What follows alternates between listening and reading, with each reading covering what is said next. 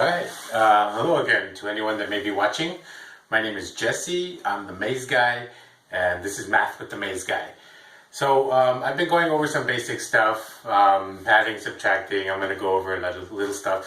Today's show is not really going to be one of my full shows. I'm kind of adding a little something to my adding and subtracting show, because there are little things that you may notice that you add and subtract all the time in life. So I decided to talk to you about three little things. Monopoly.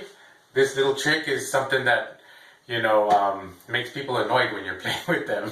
Everyone gets really pissed off about me telling people where to move to right away. But yeah, it's a cool little adding thing, and it kind of helps with grouping kind of numbers or looking at numbers in a different way.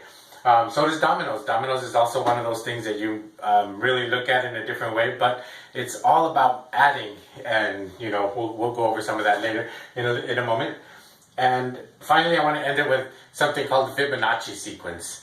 This Fibonacci sequence is very important in mathematics. It's used in geometry. It's used in a lot of different things. So I'm just going to briefly introduce you to it and leave it up to you if you want to look into it a little more. Google it. You'll find some good information. But as far as Monopoly goes, Monopoly, it's interesting how it's set up. I kind of drew it out really quickly, and you have your go, jail, free parking, and go to jail. Well, and in the middle you have railroads, and they're like right in the middle.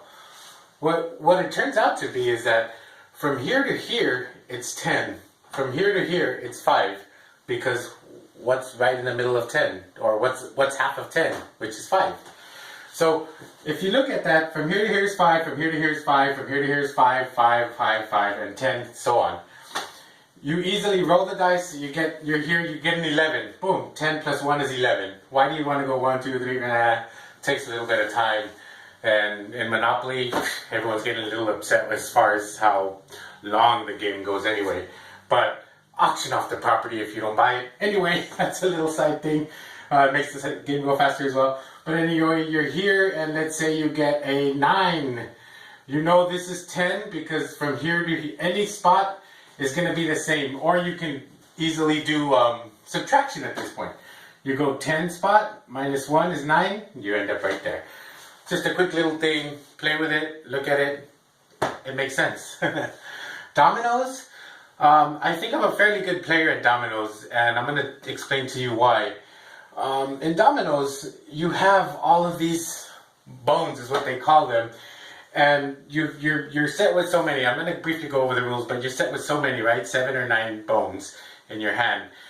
And you're going to start off with the largest spinner, which is that's what the spinners are called, the doubles, 6, 6, 5, 5, 4, 4, blah, blah, blah. Starts off with that one, and then you have to play off of it. You have to use 6s, and you have to, because that's the one on the end. You look at the very ends. But anyway, your points there, if there's nothing there, and you say you play a 6, 3, 3 plus 12 equals 15. You can't have anything else, because that's later. So you score 15. The other person comes and pours a 6, 2. They got, now it's 3 plus. People may not recognize, or they might not see, is this right here. I mean, dominoes is a game of sequence, numbers, and adding, multiples of 5. And when you look at the dominoes, 0, 0, 0, 1, 0, 2, 0, 3, you have to realize each number that you talk about, there are going to be 7 of them. So there's 7 zeros, 7 ones, and so on. I kind of did it like that because in the end, you realize when you look at this, you have 1, 2, 3, 4 6s already out there. And that's what you begin with. Now you realize there's 3 more 6s out there. So what's missing? You got the 6, 2, the 3, the 5, and the 6. You're missing the 0, the 1, and the 4. Those are 3 missing. So you got to realize what may be happening in the other player's hands. Again, look at that one. That one's pretty cool. It made me kind of a cool domino player, and people might get pissed off that I'm giving away some valuable secrets, but it's a little interesting when it's a lot more challenging like that.